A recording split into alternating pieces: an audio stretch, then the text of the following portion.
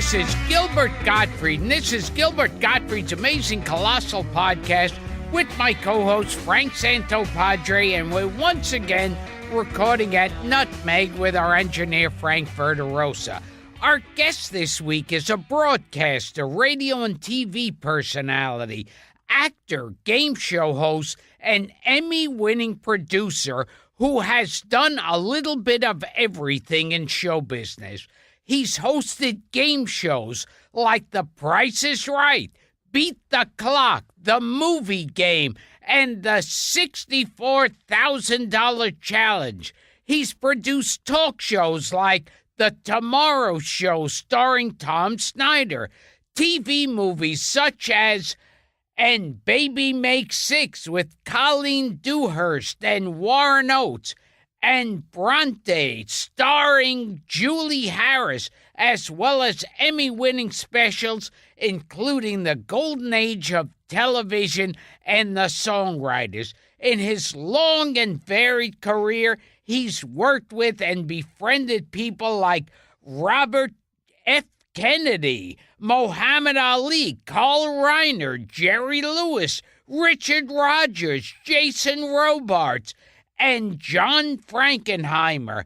But for a generation of kids, especially kids born in the tri-state area, he'll forever be known as the beloved host of the legendary children's show, Wonderama. Please welcome to the show the versatile and ageless Sonny Fox. Thank you, Vad, for that terrific introduction. I can't believe I'm still alive. We're glad you are, Sonny. Thanks for doing the show. Now, first of all, I mean, we all remember Wonderama. That was right. That was a time period of like the idea of kiddie show hosts, which don't exist nowadays. Now, I mean, and you've worked with all of them and produced for them, like Sandy Becker and Chuck McCann. Yeah, didn't you produce a show for Chuck McCann, Sonny? I did briefly and tragically out here. Well, that's another story we'll get to later. But okay, yeah, there were three really great performers with me on Channel 5: Chuck, Sandy, and Soupy. Right. Sales. Right. Now, I used to say Sonny, Sandy, Chuck, and Soupy. There's not a decent name among us, I like that. And there were also these shows like, of course, Bozo the Clown and Captain Kangaroo. Well, and more importantly, all across the country, there were local kids shows. That was sort of something that was happening all across the country in the 50s and the 60s. And then the financial realities changed all that. Anytime there's a lot of change in programming, follow the money, and then you'll understand why. It's like there once was a time when all the programming, most of the nighttime programming was coming out of New York, and it was all live. And then it moved to the coast and became recorded. So all of those things happened because of the changing dynamics of the financial situation. How did Wonderama come into your life, Sonny? Because it wasn't the first kids show you had done. You had done Let's Take a Trip. Yeah, Let's Take a Trip was a very good show. It was CBS. It was the first remote live show on network television. Every week, we were out in a different location. Now, in those days, we didn't have the miniaturization of equipment you have now. We trundled the studio cameras on their damn dollies out wherever we were going with the turret cameras and the cables. The cables were yay thick, the coaxial cables of those days. So that was really a pioneering show. And CBS kept that on for 3 years with no sponsors. It was what we used to call sustaining. And it was a really good show. And then it finally went off. So that was that show. Then I did a whole bunch of stuff. And then I was approached by Channel 5. Bennett Korn said, "We want you to class up the show." The big thing in the show at that point that was going on was turtle races. That was a high point. Right. The kids would get like dime store turtles from a pet store and then race them. And they'd put numbers on them and everybody would share. So when I first took over the show, I was so self-consciously educational that 3 weeks after I got on, Bennett Korn, the station manager, called me and said, "We didn't hire you to drive away audiences. From now on, 3 minutes live and a cartoon." I walked out of there thinking, oh, my God, I can't do this. But I did have a wife and 4 children and a large mortgage. And I thought, I better stick this out for a while. And in between takes, when they would stop the thing for the taping, for the cartoons, I started talking to the kids in the studio. Mm-hmm. And then Mel Bailey came out one day, the producer, and he said, "Why don't you try that on the air?" I said, "Yeah?" He said, "Yeah, try it on." So I started doing that little by little, and then finally realized, it took me maybe 6 months to figure this out, that was the show. It was the kids. I had a 4-hour spot to fill. I had no production budget, and more importantly, I had no talent. Yeah, you say that in your book. It's interesting to see Yeah, that. seriously, because Chuck and Soupy and Sandy were great performers. I didn't do puppets. I didn't throw pies. I couldn't do funny characters. That's what they did, and the kids were their audience, and the kids loved them appropriately. I didn't do any of that. What I found out, though, was that in the interior lives of kids, and they all have wonderful interior lives, the interior lives of the kids were just wonderful. You didn't know where it was going to take you. You had to be brave to start that journey. But we built up over a period of time because I respected them. They trusted me. And then we were able to have conversations which I swear they never had with their parents. And that was the meat of the show. We got inside the heads of kids better than I will tell you this, and I think I write about this in the book too. There were shows that entertained better than we did, maybe educated better than we did, but there was no show that listened better than we did. That's well said. And you made sure to keep the parents separated from the kids. Oh, you gotta. That's the thing. You gotta take the parents and put them on the other side of the moon. Then it's you and the kids, and nothing comes in between us. And you mixed entertainment. I mean, as you said, you mixed entertainment with education. The kids would have to tell a joke or try to stump you by telling a joke. I mean, it wasn't solely an educational show. I mean, I remember that aspect of it. No, we did the There was fun. I mean, we brought Joe Papp came on with his Shakespeare troupe at one time. One time, I had Roberta Peters playing, being an opera star and dying 4 times in 4 different ways on the show. To show you how we kill off opera stars. It was fun, but it was. But no matter what we did, it was really essentially going to be about their kids and their lives, and they taught me as much as I was able to teach them. But I tell you how absurd it got. First of all, I gained their loyalty. Every week I could look at the ratings, and every week, no matter what I did, we kept going up and up and up. So I got very bold about that. I said, okay, I can do interesting. They'll go with me wherever I take them. So, Bobby Kennedy would come on and talk with them, and Joe Papp would do Shakespeare. I decided one insane time I was going to teach them aspects of the theory of relativity. How's that?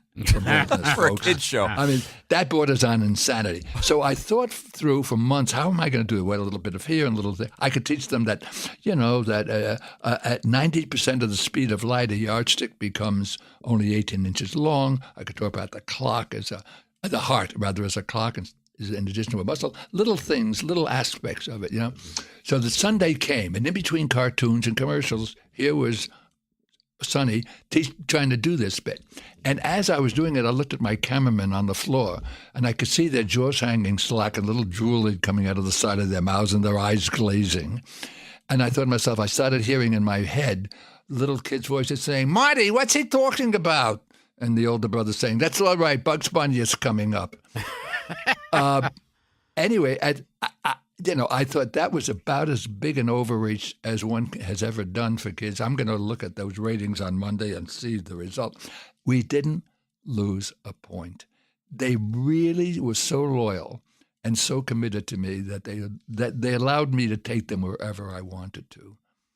And you told a story where you were talking to a boy who was like the head of the Girl Haters Club. Mm-hmm. Little George had invade.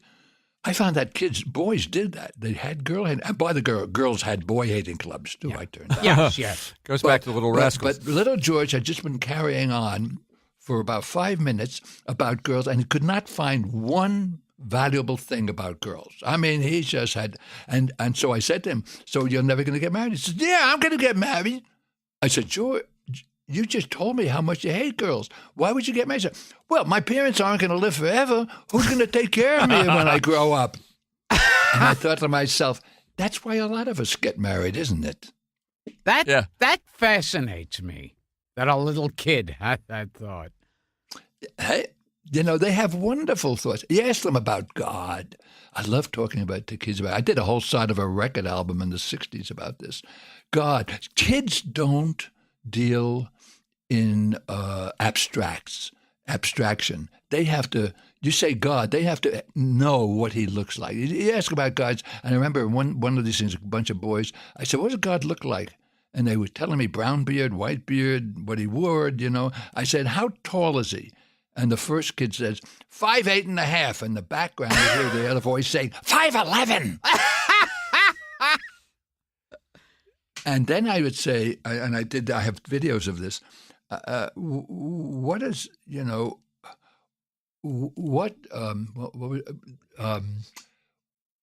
were talking about God and he and God and he and he. So I stopped this 10-year-old boy. I said, "Oh, what makes you so sure God's a he? It could be a girl." And you could see flitting across that 10-year-old face all the perplexities and that question presented. And finally he said, well, God's a man's name, so he can't be a girl. Got to call that. Did you guys do a mock presidential primary on the show too? We did, and I also got kid reporter credentials and sent them to the UN and sent them to dinners to report back. I sent kid to one of those great dinners of Waldorf Astoria for some political reason, to report back. He came back with the menu, and all he could talk was what was on the menu. Forget what everything else went on. That was his reportage. Now, I got to ask you a question that chilled me when we were talking about you, and that's that you were in World War II, and you became a prisoner of war to the Germans. Yeah, and you were still, what were you, 19, all of 19 years old? I was 19 by the time that happened, yeah. Well, I mean, we'll come back to Wonderama, but we both found this a fascinating part of the book. I mean, if I have this story right, you went into basic training on the promise that you were going to do a couple of weeks and then go away to college? No, not a couple of weeks. 13 weeks of basic training. 13 weeks. That was the deal. And then, because I was in this Army Specialized Training Program because of my IQ, etc., and then I could go back to college. So I chose that over several. The Navy wanted me to put in another program, so I chose that. Now, my life has been an adventure, and very little that I determined would happen has happened the way I thought it might. This is an example. So the week we finished basic training, the Army decided they needed cannon fodder more than they needed college kids who could speak Spanish. I don't know why Spanish, because we weren't fighting anybody who spoke Spanish. That was one of the things. And they took it down. And within that one, I was now in the infantry for the rest of the war. So yes, that changed my life too. And in a way, I wasn't unhappy about that. I really wanted to feel what it would be like. This was an adventure to me. I wanted to taste it all. Now, having lived through basic training, where in Fort Benning, Georgia, the little redneck, scrawny, red-haired corporal was just waiting for these guys to get in come down from New York. And if he found out you were a Jew from New York, that was even better. You're a Jewish kid from Brooklyn, we should point out to our listeners. Yeah, and if you were a fat Jewish kid, you were dead. So I figured if I lived through 13 weeks of that, the war would be a relief. So I wasn't that bad. Then so they took me out to Louisiana, stashed me there. Then my big fear was the war was going to be over. I mean, I woke up one morning on June 6th in 1944, and it was D-Day. They had landed, and I thought, oh, God, the war's going to be over. I'm never going to make the war. I've been all through this lousy training, and I'm never going to make the war. But the war waited, and I was assigned as a replacement to fill in the 28th Infantry Division up in the Hurtgen Forest, which was not a good place to be. And then after that was over, they sent us to a quieter place in Luxembourg, a little town called Hosingen. And it was the front line. The Germans were a mile away. But it was quiet. There had been a pause, while we got retrofitted and everybody caught up with the supplies to the front. And then they were going to do another surge. And then the battle, what we now know as the Battle of the Bulge, happened. I woke up. I have to tell you this. Why did I become a squad leader or a sergeant? This is my life. This is the way my life happens. We're lined up, groups of 12, each making one squad, to go up to become the replacements up for a company that was on the line. And the guy in charge said, okay, we need an acting squad leader. Do I have a volunteer? Well, the one thing all of us learned in basic training, no, you don't volunteer. So nobody volunteered. So he said, all right, we'll go by how long you've been in there, how much time. So I said, okay, I was first. I said 11 months. And I said, that won't cut it. I'll never do it. And they went down the line 10 months, 8 months, 7 months, 6. You are the attack. Now I became squad leader. They didn't know me, thank God. They didn't know I was the wimp from Brooklyn who couldn't hit 2 sewers and was always picked up last for the teams. So thank goodness they didn't know that was me, and so they let me lead them. Anyway, ended up in Hosingen, and I woke up one morning at about 5:20 in the morning. I had guys outside we were always on guard. Some of my guys were out there, and I heard shells whistling overhead with astonishing regularity and hitting the town, which we were about 800 yards out toward the Germans ahead of the town. And that was the start of the Battle of the Bulge. And how were you captured? When did that happen? Well, we didn't know what was going on. We were in this, I had 2 guys with me, and the rest of the squad was on the other side of this farmhouse. I had no contact with them and no contact with the town. And we held our position, and then it got quiet. And about 3 in the afternoon, I heard tanks coming up from the town, which we had held. And I didn't know if we were still holding it. And I didn't know which tanks it would be, ours or theirs. Well, it turned out there were 2 of our tanks, and they reestablished communications with me at that point. So the 2 tanks were now under my command. I had little Erwin Fox from Brooklyn now had 2 tanks, as well as his squad. Then they send me a squad, Ranger squad, which was like the tough guys. Now I had 2 squads and 2 tanks, and I was waiting to be commissioned field marshal, and I spent the night deploying. That's what you do when you have a lot of things. You deploy. So that night, when I was still in the middle of the next day, and that went on. I know what I did. After the tanks came, I went back to town to speak to the captain. And said, well, we were fine when we didn't take any care. He said, well, it's not so good because they're behind us. Their battalion is gone, regimental is signing off. That meant that the Germans were way behind us. And they had crashed through a very thinly held line with 22 divisions and just overwhelmed everybody. The fact of the matter is I had, and later found out not only me, but a lot of people had been saying for weeks, there's something going on. We're hearing a lot of tanks, a lot of trucks, a lot of movement up there on the other side. Something is going on. And I don't think SHAEF, Supreme Headquarters, ever believed that the Germans could marshal that kind of an attack. So they didn't take it all that seriously. Anyway, by the 3rd day, we were still holding a few houses left in the town. And I had moved my squad back into town. And we were 50 miles behind the German lines. We hadn't moved, but that's where they were. So the captain said, okay, 11 o'clock, we're coming out, and we surrender, destroy your weapons, and blow up the Jeep and all that stuff, which we did. And that's how we surrendered. We just, I was captured. We surrendered. And it was the day we surrendered was the day the Germans captured the most Americans in the entire war. Of course, they had just destroyed that whole part of the field. Wow. And where were you originally held prisoner? Well, first of all, we had to walk 3 days and most of 3 nights with no food, no water.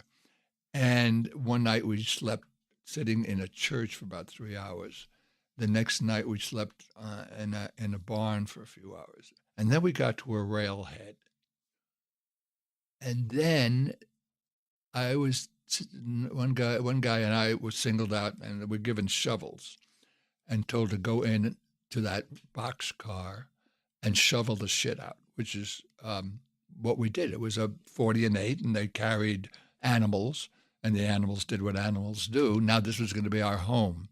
So we did the best we could shoveling that out, and then we climbed in. And then they locked us in. There were 75 of us in what used to be called a 40 and 8, which is either 40 men or 8 animals. We were now 75. There was not enough room for everybody to lie down at one time.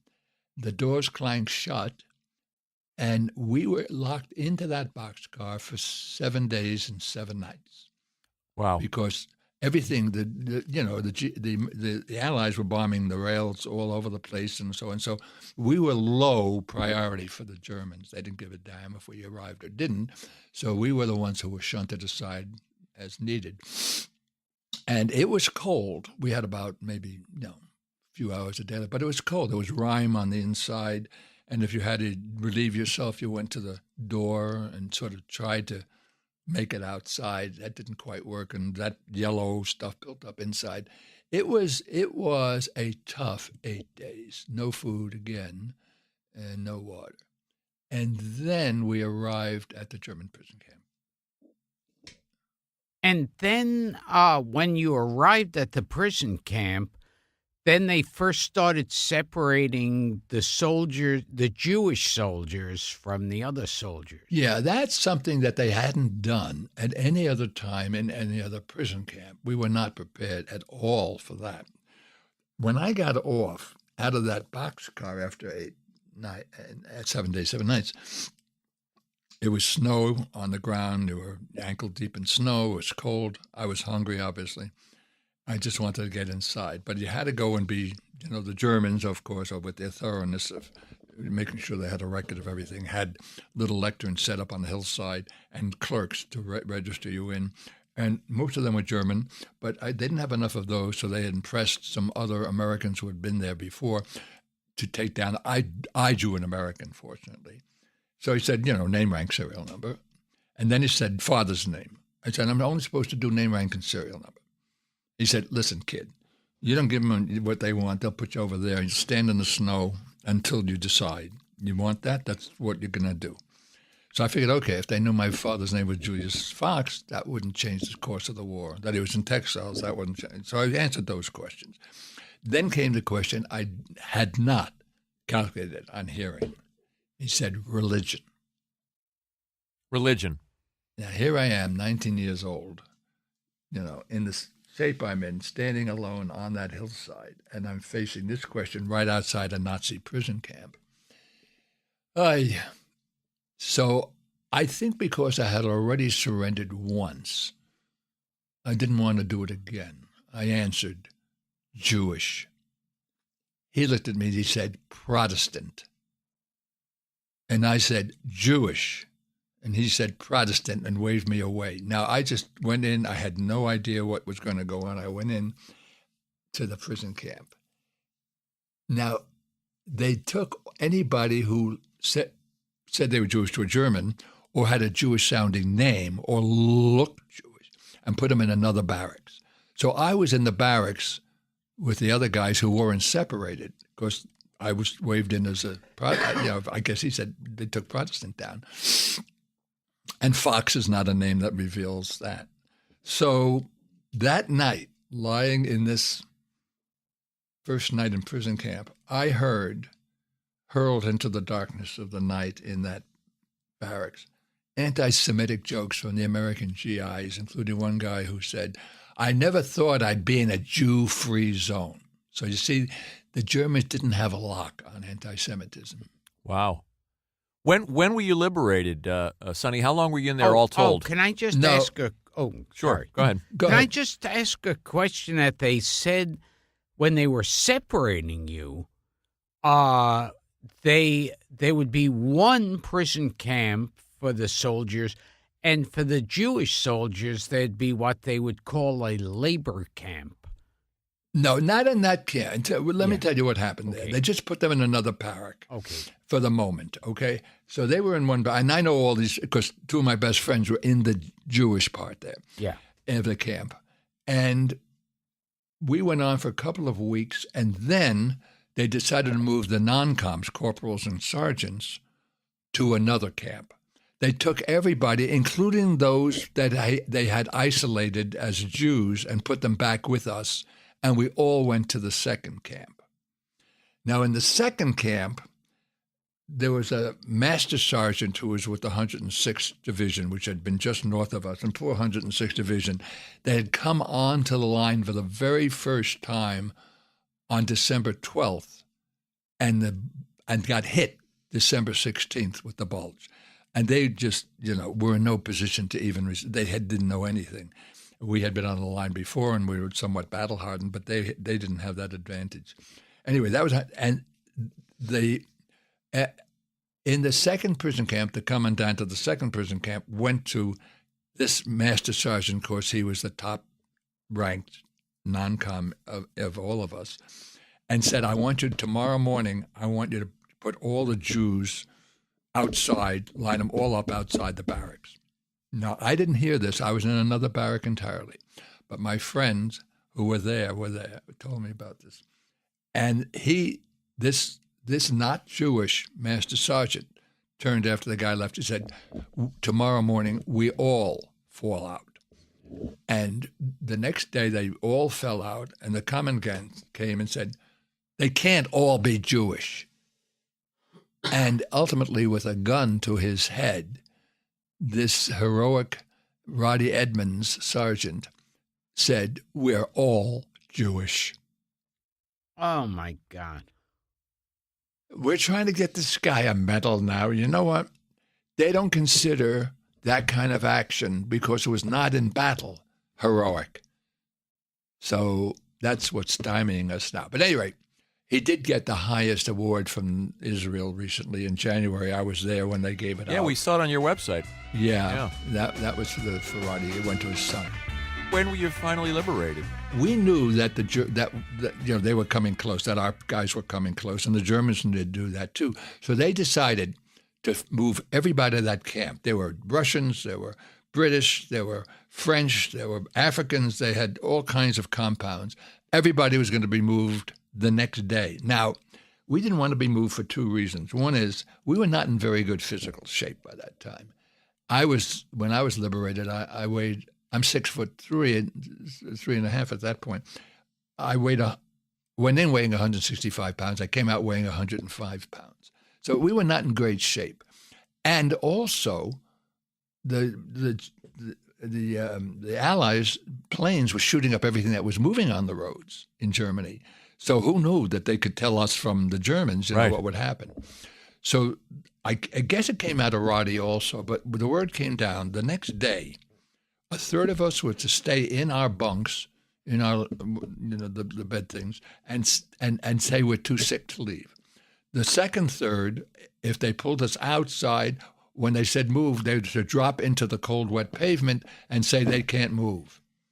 And if they still moved the last group out, we would organize in groups of 10, and the first night out, we would have jumped the armed guards. Go figure out how that would have worked out. Anyway, the day came, we cast the roles, everybody knew the part they had to play, and they came in and said, house, let's go. And then these guys would say, no, we can't move. And they sort of, left them alone and got the rest of us out. And then we watched the British move out, we watched the Russians moving out. We were still there. And then they said, okay, start to move. We started to move, and bodies started to drop in a cold, rainy day on the pavement. I started to giggle to myself because I couldn't believe this was actually working. And then the guy, the commandant, came with his gun and shooting in the air, and told the Roddy, well, give me 240 guys so I can save face. And Roddy said, the Americans are right over that hill. You shoot anybody here, you do anything, you're going to be a war criminal, and we know who you are. Anyway, they finally took off and left us alone. We went back to our barracks, and we just stayed out of sight because now the defeated German army was coming by, and the defeated army has no discipline. You don't know what they're going to do next. And then then it was deserted. Then we knew it was really deserted. I climbed up on the roof of our barracks, along with a couple others, and we saw the 2 rows. I'm going to cry again when I see it. 2 rows of Sherman tanks coming down the hill from Patton's Third Army. I think it was the 6th Armored. And about an hour later, here came a jeep load of GIs in. And my first reaction, I turned and I said, my God, they're fat. Because they weren't fat at all. Right. That's the way they looked to me. We stayed in that. We were the first camp liberated. They didn't know what to do with us. We stayed in the camp for another whole week. But they asked if anybody would volunteer to be a guard because they were using that area to round up Germans and hold them there. And they didn't want to leave their own guys behind. They wanted them to get on with us. So I volunteered. I figured wherever I'm going to be better than I am. I moved into where the German guards had been. They gave me a German prisoner now to be my guy to make up my bed. And I would climb up to the watchtower with a 50 caliber machine gun and guard, overlooking the German prisoners now, and promptly fall asleep because I had no energy. I had no staying power at all. Of course. Finally, a week later, they took us and flew us, started home. By the way, when I was 9 years old, both Hitler and Roosevelt came into power. Roosevelt was my president for 13 years. And then when I was in the staging area on the way home, he died. Yeah, that's in the book. It's a fascinating adventure, and it's. I tell you what, I came out a different person, both from the war. I can't see how you wouldn't. And from them, I came out so confident in myself. I was the wimp. I kid around. I said, actually, the reason World War II was started was to get me out of Brooklyn. I'm sorry so many people had to die to do that, but I had a whole new start and people pay to go to Outward Bound, to test themselves. And that's what this whole thing was. The whole 2.5 years was sort of testing. And by the way, when I came back into the Army, because I wasn't out of the Army yet after I came home. After home leave, I went back in Fort Benning. I had a different specialty number. The Army has a specialty number for anything you do. 755 is a rifleman. I was one of those. 756 is a Browning automatic rifleman. I was one of those. When I came back, my new assignment was 288. You'll never guess what that was. It's playwright. Oh, that's that funny. The Army had a number for playwright is amazing.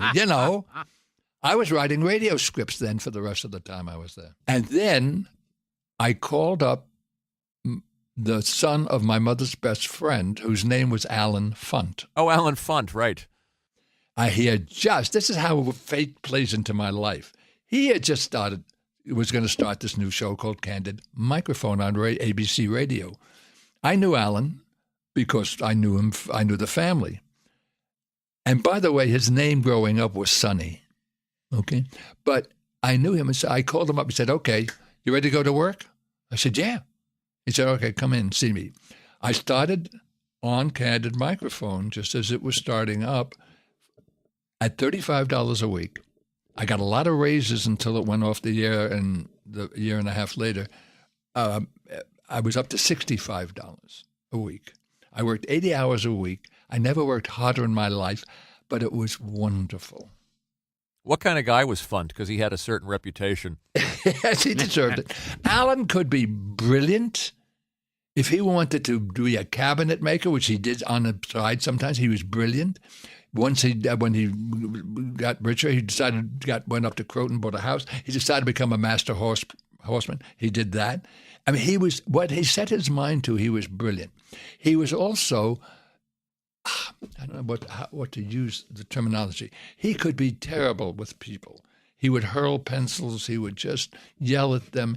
At one point, this 23-year-old kid who he had taken on, I went up to him and said, Alan, I don't think that's nice what you're saying to these people. I don't think that's a good way to act. You know, they talk about chutzpah. He sort of leaned back and smiled because I think he couldn't believe I was taking him on that. Did you know he had that reputation, Gil? Alan Funt has been I'd difficult. heard rumors. I had a friend whose father was a director at Candid Camera, and he didn't have very pleasant memories of the man. Tell us about you want to know we discussed it beforehand. You want to know about his adventures in game shows. Oh my God, yes. How did the $64,000 challenge the first one that came into your life? We will now talk about my failures. We're not, well, it's and Gilbert's obsessed with Vincent Price, so it has is that part of the story that it is part of the story. It was the climax almost of the story. But no, my book is about failures as much about success. Somebody said, I'm so happy to read about the book, which has failures as well as success. I said, if I took the failures out, the book would only be half the size. So, yeah, it's part of the book. The leitmotif in the book is how to fail without being a failure. You show me somebody who's never failed, I'll show you somebody who never took a risk. Right. I'll plug the book, by the way. It's called But You Made the Front Page, Wonderama, Wars, and a Whole Bunch of Life. Remind yourself to ask me about that title also. I will at the end. Terrific read. People can find it on Amazon. Right. And a lot of other places. And a lot of other places. I was very good at doing pilots because I was very quick at learning the rules. Did I love doing game shows? No. Was I comfortable doing game shows? No. Because game shows limit you. Game shows limit you to doing the rules, getting things moving, and you're like a traffic cop. So unlike what happened like later in Wonderama, where I could be me and totally express myself and what I wanted to do and control that part, the opposite was true of game shows.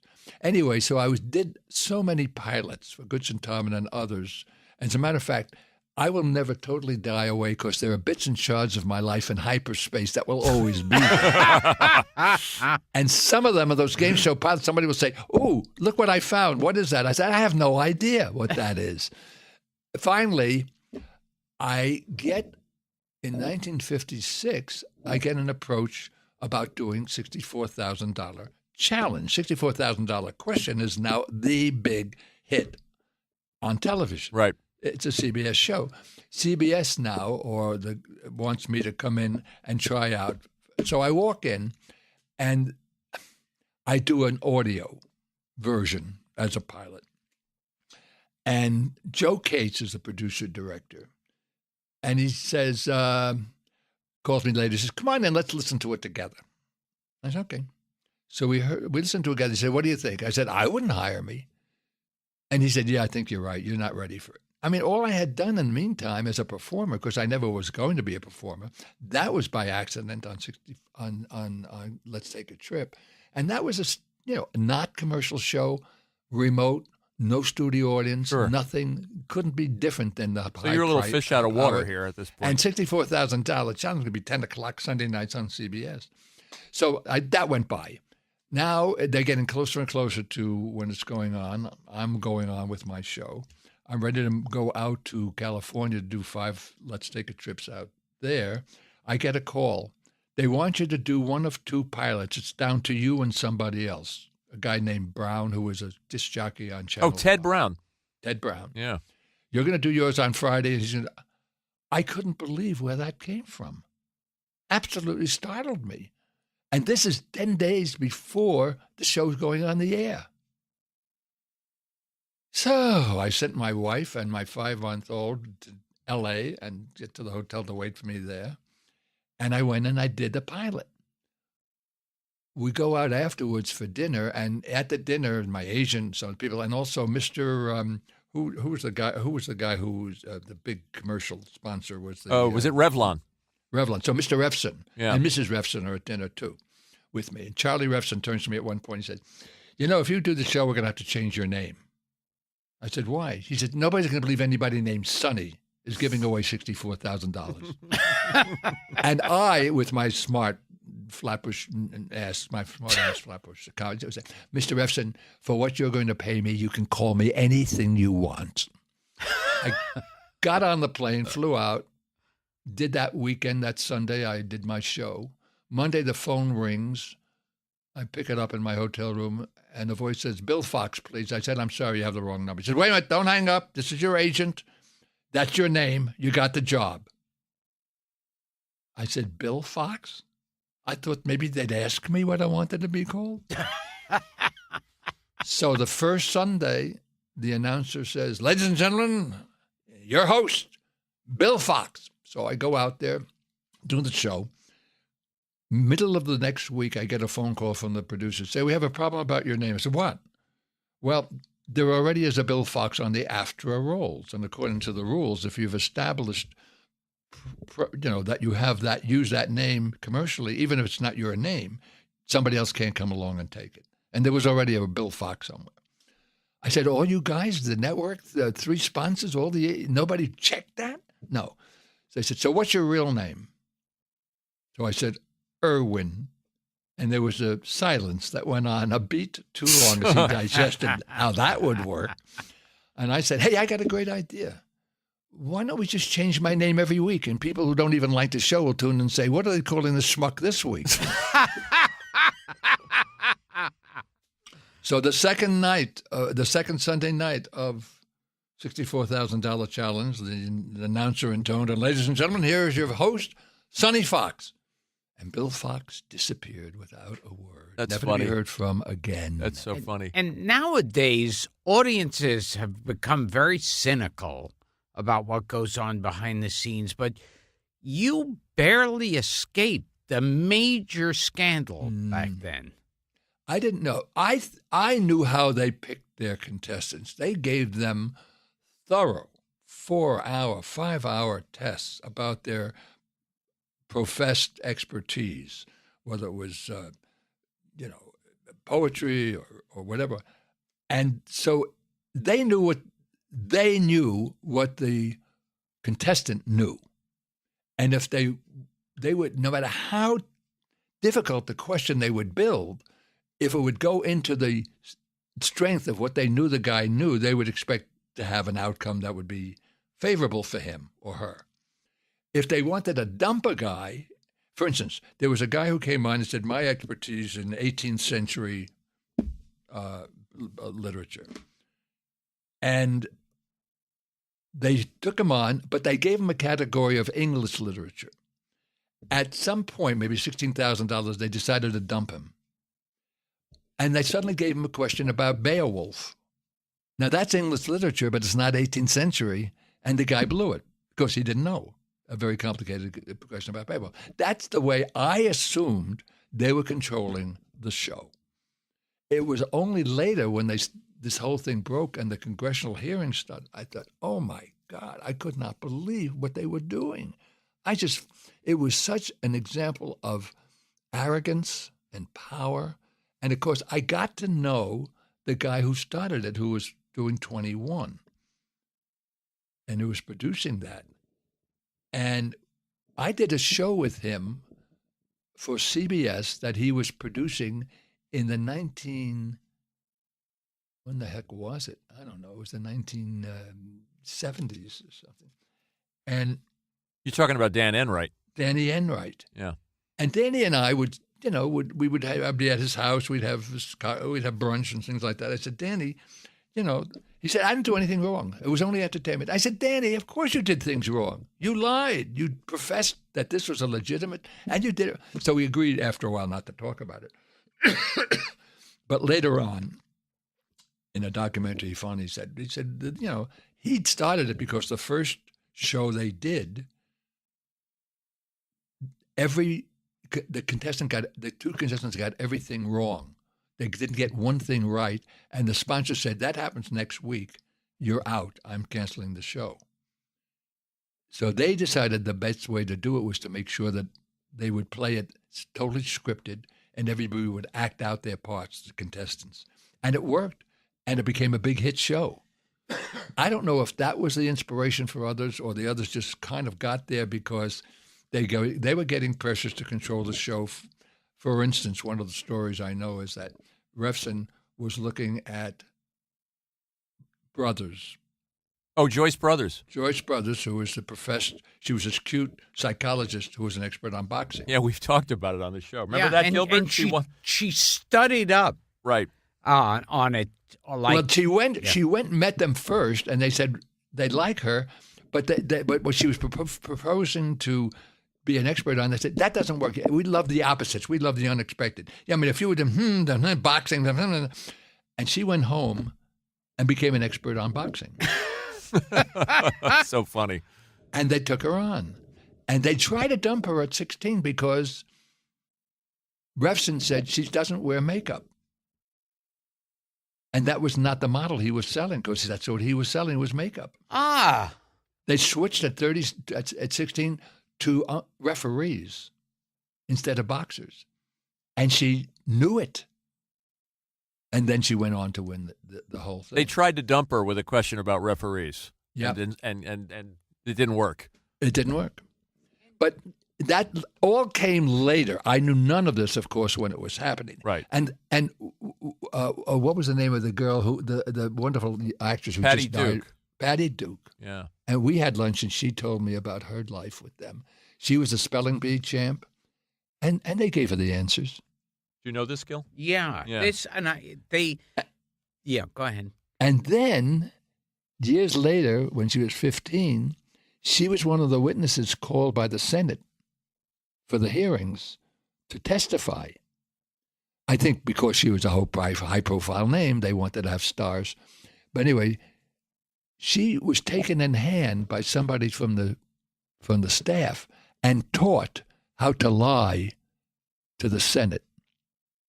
Unbelievable. That's how corrupt this thing became. And she did. She lied. And as she was about to step down, this is Patty telling me the story.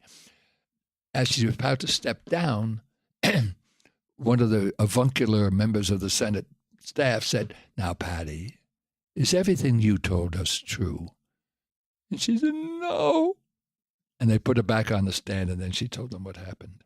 Wow. Oh, my. But that corruption was so pervasive. And a lot of guys got off free. You know, the guys from 21 got exiled. Jack Barry and Dan Enright. Yeah. Did you see the movie Quiz Show, by the way? I did. Sonny, and it was produced by a guy who had done a wonderful documentary on this, which is why he ended up with Quiz Show. I see. And I was on that, and so was it was on that one that Danny Enright finally told what had happened.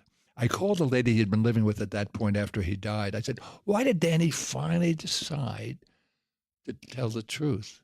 She said, "I think he knew he was near the end of his life." Tell Gilbert how you washed out a $64,000 challenge with Vincent Price. He'll find that one entertaining. Well, it turned out I had a predilection for asking the answers. I mean, I was inventing what's the game show where they ask the answers? Oh, Jeopardy! I was inventing Jeopardy. He got rich and I got fired. You know, there's no justice to this. So once I did it, maybe twice, and then the big one was at Vincent Price and the jockey. What was his name? Oh, I can't remember. It's in the book. Yeah, Vincent Price and the jockey. Both were art collectors, so that was a wonderfully odd pairing. This autocratic, tall Vincent Price, right, and this little, wiry jockey. Both of them were very skilled and they had a lot of knowledge. Now I'm at the $64,000 level. The jockey had gone through and answered all the things correctly, I believe, and that was on Vincent. And there were it was like a 12 or 15 part, one of those things where there were 12, 15 parts. So I had questions on one side and I had to flip over for the other side. So I said, okay, let me review the ones you still haven't answered. I go down, bum, bum, bum, flip the card. The first thing I look at is Van Gogh. And I said, Van Gogh, And that was the answer. Oh. And, I was waiting for the heavens to open up or the stage to open up. So I didn't know what to do. And so they finally decided to give them even money. But after that, they said, no, you got to go. And you know what? They were right. I never was comfortable doing that show. It just didn't work for me. I was under such intense pressure. I was getting called in by the head of Young and Rubicam saying, when you say $64,000, you're not saying with enough, I'm going to take $64,000 $1 bills online so you see how much, you visualize what and then they would say, get rid of the losers. Get rid of the losers fast. I mean, these guys would come out who had lost, let's say, the $32,000 level, and they had just blown $32,000. They came out of the booth, and I just wanted to hug them and say, that's okay. Life is going to go on. That was me.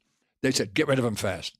Yeah, there were those strictures and I had so many people giving me advice, so many people, handling me about all these things.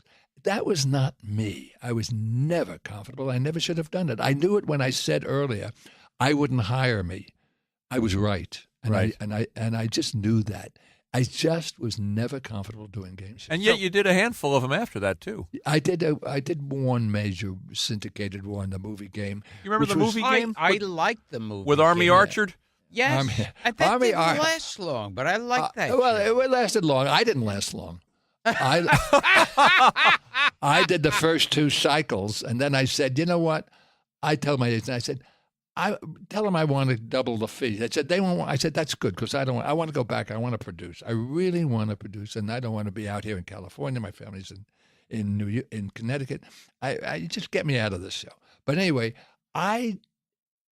it was one of those shows that I didn't have any great interest in doing or find it any. I got no joy out of doing that show. Let me put it that way. I really wanted to produce. I really, really wanted to produce by that time. And it's a funny thing, getting back to how you wanted to hug the people who lost, and so you being human worked against you. Yeah, I guess. You're put into a compressor, and when you're a game show host, you're a traffic cop. And you got to keep the thing moving. You got to say the right words. You got to keep the rules right. So you're a traffic cop, and it doesn't leave very much room for being you. And now, with Patty Duke, was she traumatized by that for the rest of her life? I don't think so. I mean, Patty went on to do great things after that, so I don't think she was traumatized. Yeah. But it certainly, I think, stuck in her craw that she had to go through that, and that was not a graceful moment to have to live through, both for being a cheater on national television and then lying to the Senate. That's got to be some pretty traumatic stuff that never quite leaves you. So along the journey, you found that you really were good at producing, and you wanted to produce original television. I loved being I loved being in charge. Right. I love that. I loved shaping things. I love shaping things the way I wanted them to come out. While I was doing Wonderama, I produced a musical called The Cowboy and the Tiger, which was on with Jack Guilford. Yeah. Oh, one of our favorites. Yes. Is it really? Yeah. Thank you. We love Jack Guilford. Yeah. And I cleared Jack was on the blacklist. Oh, yes. Still, when I decided to use him, I didn't know this. 1963, I said, Kennedy's the president. This is not the 60s. This is what I say was 19. This is not the 50s, the 40s. This is now, today. I couldn't believe there was still a blacklist. So this was the communist blacklist. Yeah, because Jack had been a communist and Jack had been a left-winger. And for 10 years, he could not work on television or in the movies for 10 years. He could do Broadway, but he couldn't do those 2 things. Now, I say I want Jack. So I put his name in, and the agent, and it gets very quiet. I called the agent. I said, "What's happening with Jack? You better get somebody else." I said, "Why?" He said, "They won't clear him." I said, "You go back and tell ABC that if Jack Guilford is not cleared, there ain't no show. I'm not doing the show without Jack. Just tell him that. And then a few days went by, and finally he called up and said, okay, it's cleared.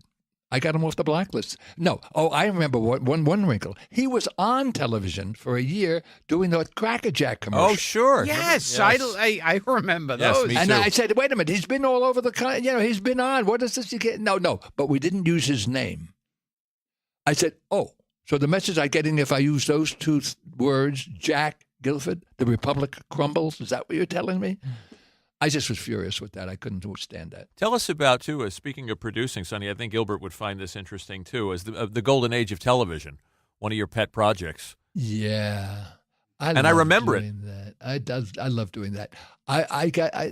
Somebody on my staff said, why don't we do, I know Rod Serling's widow. I said, I know her too. But he said, well, she's willing to have that.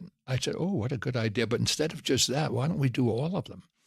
So I got a hold of Carol, and she agreed to the terms of using that as the pilot. Requiem for a Heavyweight. Yeah, but what I did is I took out all of the commercials and all the promos and opened up anywhere between 9 and 15 minutes of the time. And then I went to the people who did it, who wrote it, produced it, acted in it, directed it, and had them talk about what it was like 25 years earlier to do these shows. Now, remember, these shows had never been seen in 25 years. So, and they weren't copyrighted. And I had a big problem on how to handle that. I did not want to just put them on. These were, for our listeners, to clarify for our listeners, these were live television shows from the 50s. That's right. Like Days of Wine and Roses. And they were only on once, and that was it. Marty. They were live. Right, Requiem for a Heavyweight, Yeah. Marty. With Jack, Days of Wine Jack and Roses. Palance. Right, 12 Angry Men. Right. So I went to AFTRA, and I worked out a deal with them. I said, look, you got to give me, I want to pay these people, but you got to give me a realistic rate because this is PBS, folks, and I can't do it if you go. And they gave me a very good rate. And I made Most Favored Nations, and 5 lines and over, 5 lines and under. And then I went to the Writers Guild and said, no, we don't have any control over that. It was so wild. The Directors Guild said, no, we don't have any control over that either. I mean, these were the days, we didn't have residual agreements until 1959. And all the shows we did were 58 or earlier. So there were no but AFTRA said to me, okay, we'll give you this thing, but you have to get current consent. That meant I had to go to every actor or the estate of every actor in every one of the 9 shows I did and get their agreement to this new deal that AFTRA had It's given like me. putting a puzzle together. It's 22 guys times 9, and figuring out that was. And you had to call Mickey Rooney. Wasn't that an obstacle? Oh, yes, Mickey Rooney, who brilliant actor and wonderful in the comedian. But his lawyer called me back and said, okay, Mickey wants $150,000. Now, the top that I was paying was $187.50. He's a little off. That was the agreement with AFTRA. I said, that's about twice what I'm getting from ABC for doing all 9 shows. This went on for months. And finally, it ended up, he's saying, okay, he'll take the $187.50, but you have to make a $2,500 contribution to Talent Town. Do you know what Talent Town is? No, I don't. I remember. Talent Town? Yes, I remember Mickey Rooney was starting a summer camp to train like kids to be singers. Mickey Rooney said he was starting. Oh, like named after Boys Town. Right? That's where the name came from? I don't know. But I was able to keep the $187.50. So that whole Talent Town was bullshit. I don't want to make that statement on the air. All I know is nobody. You're the only one who I have spoken with who has ever heard of talent. I remember I him can't believe talking. you know that. He would go on TV shows and talk about talent. Maybe it was. I don't know anything about it. But anyway, I loved meeting Johnny Frankenheimer and Colleen Dewhurst and all those wonderful Cliff people. Robertson, E.G. Marshall. And hearing those stories about what it was like. And the guy who wrote Days of Wine and Roses and talking about how that happened, and capturing the enthusiasm and the joy of what they were doing in those days, when it was, as somebody put it, every night was opening and closing night when you did those shows. And just is so wonderful to have encountered and gotten to know so many. Now, I was contemporaneous with those shows in the 50s. I was also on CBS. We were seeing it, but they were in a different level. I didn't know them. So it was only 25 years later that I got to know them. But to watch them, their eyes glow and relive those memories was really great. I love the story in the book where you called Jack Klugman. That wasn't for that. That was for a show we did in Philadelphia when they were doing their 40th anniversary, and then they said, we want to do. We're thinking about doing Days of Wine and Roses in a new production. I said, really? That's very expensive for a local station to mount that. No, we have a very good acting company here. I said, oh, if you're going to do a new Class A presentation, you're going to have to go back and get the rights from the writer. And I can tell you, he's not going to be thrilled to know that the first time it's on television again is with an acting company that of uncertain origins. But I'll give you his name. You can get in touch. Well, what would you do? So right then on the phone, I said, well, I would recreate what it was like to do this and show the steps of doing live, and then at the very end, go live. And they bought that, and I won an Emmy for that. And I got called Jack up, and I said, the show I would do this with is was it Petrified Forest? Petrified Forest.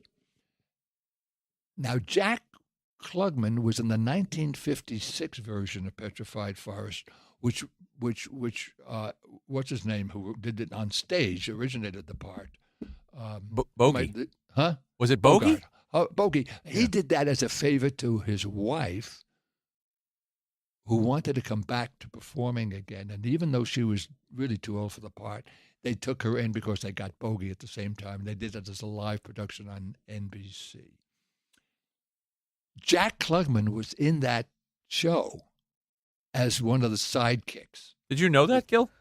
Petrified Forest, that they did the movie with Duke Manty. Yes. But they did it again for television with Bogey and Bacall, and Jack Klugman was in it. Oh, wow. Now, I knew Jack was in it because I knew Jack. He was a good friend of mine. I called him up and said, Jack, in 1956, you played Jackie in right. How would you like to play the part of Duke Manty?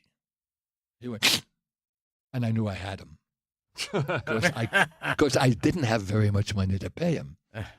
So I called up his agent, and I said, I told him how much money. He said, he makes more than that taking in air when he's doing a commercial, for God's sakes. And he said, well, you've already spoken to him, haven't you?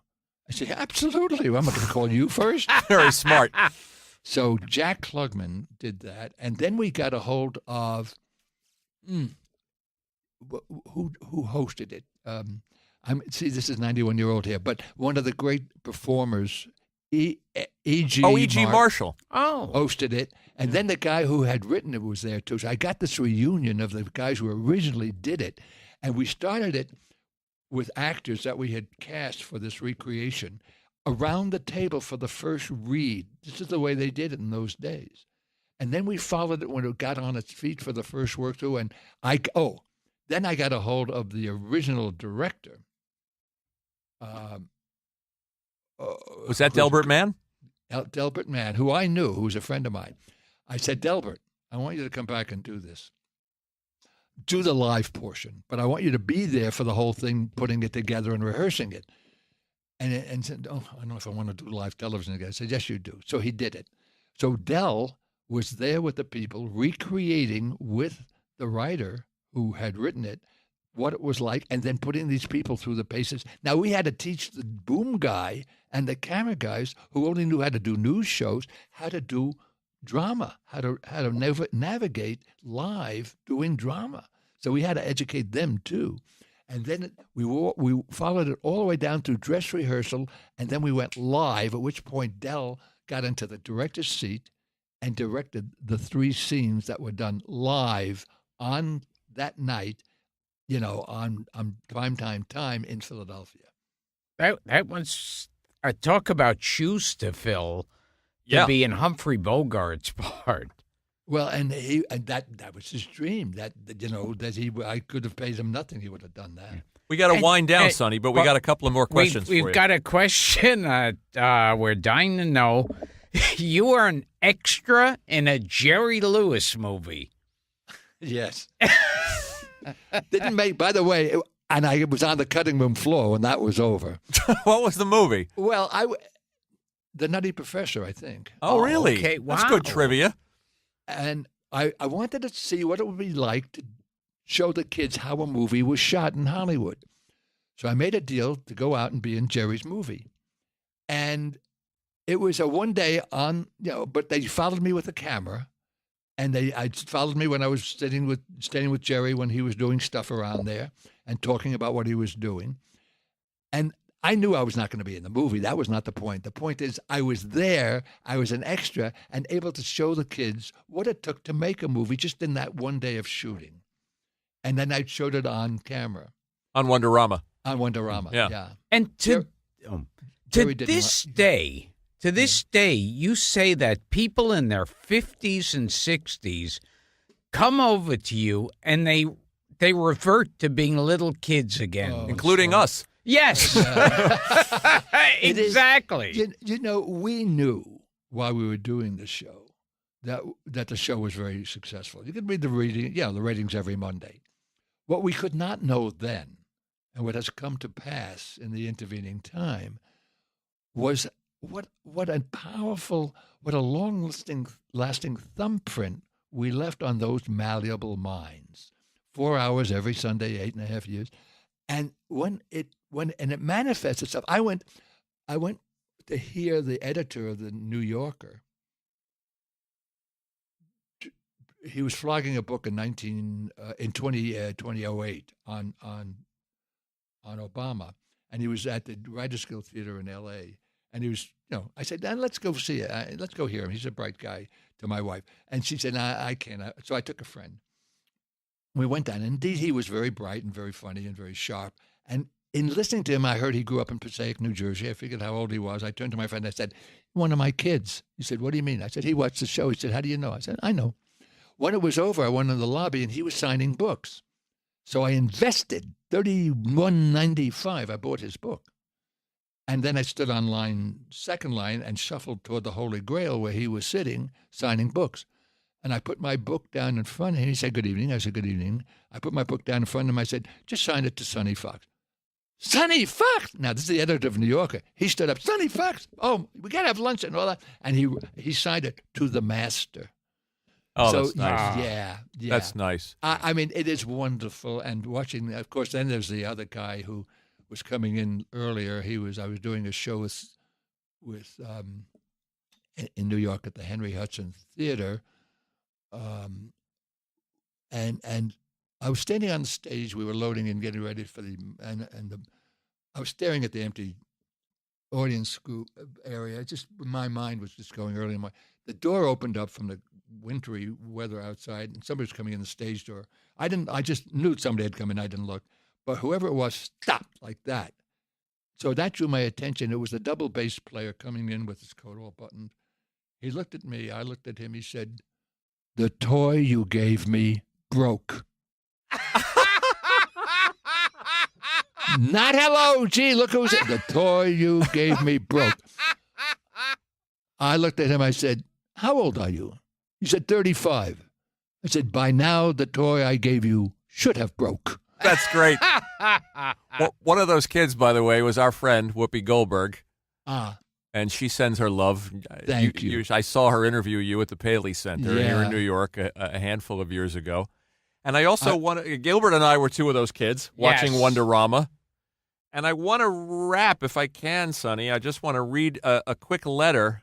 This is from this is one of those letters from a short letter from one of your kids. Dear Mr. Fox, I hope you're doing well. I, like hundreds of thousands of other baby boomers, remember you from hosting Wonderama back in the 60s. I was one of the lucky few who got to tell you a joke, which I still remember. The joke was, why is my father the luckiest man in the world? Because he has a cigarette lighter and a wife, and they both work. He writes, I won a prize, but most importantly, I was struggling with epilepsy at the time. I was inspired to pursue a career in comedy. I did The Tonight Show 3 times. I've written The Golden Girls and even won an Emmy for a show called Arrested Development. Thank you, Sonny Fox. The 20 seconds I spent with you changed my life forever. This is Jim Vallely, who's a comedy writer. Oh, yes, I know him. And Gilbert knows Jim. Oh, my word. Isn't that wonderful? Yeah. You bring me to tears now. Would you send me a copy of that? I absolutely will. Thank you so very much. A lot of people, when we mentioned that we had, and I didn't know this. I thought Wonderama was a local show. Yeah. I didn't know that eventually it was in Florida and California. No, not my version. Oh, was that McAllister's version? That was McAllister's version. They talked about doing it. I think they tried it once as a 2-hour version somewhere one summer. That didn't seem to work. I tell you, it didn't work for a lot of reasons. Its show was really oriented to the New York area and the New York kids. I would have changed it if it was national. I got approached in the 1990s by a big company out in L.A. who wanted to know, could we do the new version of it? I said, well, I'm not going to host it, but we could try it. I could produce it. Well, it was associated with, it was on a big company. And I thought with them and with me, and then Universal came in, maybe. So I did a quick tour of the possibility of getting 2 hours on a Sunday. We cleared 3 markets. Wow. Period. Well, I personally like it better knowing that it was now just that this version, that Sonny's version, was just in the tri-state area. Yes. Just for us. Yeah. It was. And when I've met people, one is from the tri-state area, and said, and his friend is standing there and is very unmoved, and he looks at him and said, that's Sonny Fox. Well, of course, I said, hold on. Where did you grow up? He said, Detroit. I said, see, everybody assumes that everybody around the country was watching. Right. And I distinctly remember my sister Arlene saying that when she was a little girl, she had a crush on Sonny Fox from Wonderama. I get that a lot. That's great. What was somebody said? You were my most crush. That was one thing I got. The problem is when they got to be, really interesting, I wasn't their crush anymore. You want to tell us? They outgrew us. You want to tell us the Hebrew National story? If I'm not giving away too much. Yes. Oh, my little brown eyes. Let me make a plug here for. Go ahead. SonnyFoxTV.com. Okay. That's my website, and there's a lot of stuff up there. If anybody cares, clips of the shows. SonnyFoxTV.com. Yeah, that's it. That'll get you right up there. And by the way, while I was in New York last week, I did the graduation speech at PS 217, the school I graduated from in 1938. Wow. When I was there, the school and the neighborhood was half Jewish, half Italian. 50% of the kids at PS 217 are from Bangladesh and Pakistan now. It's so marvelous. It's so wonderful. I had so much fun being there. That stuff will be up on this. I have a lot of pictures coming up on that. Anyway, go up there. But now, okay, so little brown eyes came up to me she said, off camera, I know who I'm going to marry. This 7.5-year-old adorable child shows up and stands at my desk. I'm sitting, she's standing, we're eye to eye. Now, as the conversation goes on, all the cameras disappear. The studio melts away. The lights are gone. The other kids disappear. It's me and little brown eyes. There is such trust and between her and me. And she's telling me that he is 7 3/4 years. I said, always nice to have an older man. And then she said, no, he's fresh. He sticks his finger through the bread and everything. And she said, but he's strong and he's cute. And then I said to him, so we have this conversation, at the end of which I said, would you like to take a gift home for him? She said, okay. I said, how about some Hebrew national salami or whatever it was? And you're on the package, so you don't see her saying this, but I mean, you hear her saying, but he's not Hebrew.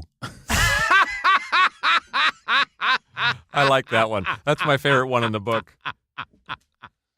Sonny, this is a treat. Your life has been an adventure. It has been an adventure. It has been totally anything I did in my professional life has almost always been unplanned. I matriculated to go to North Carolina State. I was going to be a textile tycoon. That didn't happen. Yeah, it's been a very interesting journey. This has been an amazing one for me because I was just expecting, lovable Sonny Fox, a fun game show. And we get into the game show scandals, the House of Un-American Activities. World War II. World War II. We never even got into Bobby Kennedy. Oh my God! Well, tell us real quick about your friendship with him. He was on Wonderama several times. Several times. More important, and other things I'll tell you about quickly. In 1964, he's elected senator. He's senator-elect now in New York. I get a call from his people. The senator wants to do in New York what he used to do in Washington. Every Christmas he used to go out to the poorer neighborhoods. Here he wants to go to the barrios and the other areas and give out toys and celebrate Christmas with the kids. We want you to go with him. Now, here's chutzpah. That's one of the things I learned from Alan Funt, chutzpah. I said, here's this guy, a year away from the assassination of his brother. He's now senator-elect. He's mythical Bobby Kennedy, Robert F. Kennedy. And I say, okay, my response is, okay, here's my deal. If he'll come on my show and talk to the kids, I'll go out and do the bit with him. They called me back an hour later and said, you got a deal. So the first year we went out and did that for about 2 or 3 days. And then every year we did that. But then he started coming on the show, and he loved talking with the kids. If you see a clip of him, and you'll find it on my website, watch him. He never takes his eyes off the kids, even when I'm talking. He was talking with the kids, not to the kids, with. That's something that a lot of adults never do. So he loved being with the kids. And then he and I began to have this relationship that grew up around that. And he did a number of shows for me, but then I'd go to Washington and be there, and I'd call him and say, well, come by the Justice Department. I'm leaving at about 5, and I'll pick you up. And he to take you to the airport. I said, great. And he said, well, you want to come home and have dinner with the family? I said, actually, I really do want to get back to my family up in Connecticut. But it was that kind of relationship that we had. And we talked about the politics. Then I stopped doing Wonder Woman. I was doing the other shows, and he came on the show with teenagers. He came on the other. And the last time I saw him, and then they asked me to come down to D.C. when they were still living there and do a show that they did every year for the children of the consuls and the ambassadors. And so I did a show for them down there. And I remember being up in his bedroom watching all the kids. He came home late from the Senate. And we were looking out the windows. We were sharing a drink. He made very good martinis. That's good. That's good information. And I said, and all these kids swarming over. He says, "Isn't that great?" And he really meant it. He really meant it. And through those years of 64 to 67, I watched him grow. He really grew. He missed the power he had when he was in the White House, being the junior senator and only one of 100. I could feel his frustration in not being able to shape events. So he got himself, so he was nominated. He would have been a great president. When we were in that, I was invited to the funeral, to the services of St. Patrick's. I was on the train. It's in the book. The letter's in the book. Going down. Boy, seeing those crowds that gathered at every stop, and they were all different. They were the white people, they were the black people, they were the other minorities, they were the workers. It was a unique ingathering that he had around him by then, and was able to speak with and to, and that's what we will miss, I think, and have missed. It was a tragedy. Very much so. Well, the minute we think we've run out of stuff to discuss, well, like I said, you had a long career, a long life. We could keep going. So the second hour we'll talk about. Oh, never mind. Well, I also want to. No, you know what? It's a joy speaking with you guys because you're good listeners too. And Thank you, Sonny. I appreciate that. Well, we're interested in your life. We're interested in your career. We're two guys who were affected by you as kids. You know, and as I was starting to say, when I put out on social media that Sonny Fox is coming on the show, we got a lot. I'll send you the reactions. Oh, good. And when the episode is up, we'll send you people's responses to it. It'll Please, be yeah. Let me know when it's on. a couple of weeks. Nice. Okay. And I want to thank our mutual friend Randy Bucknoff also for setting this up. Randy, who runs my website, by the way, so he manages it for me. Thank you, This Randy. is one of my fans who's become a friend. I mean, I have. Oh well, it's been a great life. All right, it's going to be on in a couple of weeks. At my age, I want to make sure to be alive when it's on. Okay, we'll rush it through the process. Yeah. So I gotta wrap this up. This has been Gilbert Gottfried's Amazing Colossal Podcast with my co-host Frank Santopadre at Nutmeg Post with our engineer Frank Verderosa. And Thank you, Frank. We have been talking to the great producer, writer, director, Host. and game show host of Wonderama. TV executive. Yeah. Everything. Ladies And smart ass kid from Brooklyn. And a kid and a skinny Jewish kid from Brooklyn. Yes. Former prisoner of war, for Christ's sake. Ladies and gentlemen, Sonny Fox. Thank you, Sonny. Thank you both. This is a Thank joy. you all for listening. Oh, thank you. Thanks, pal.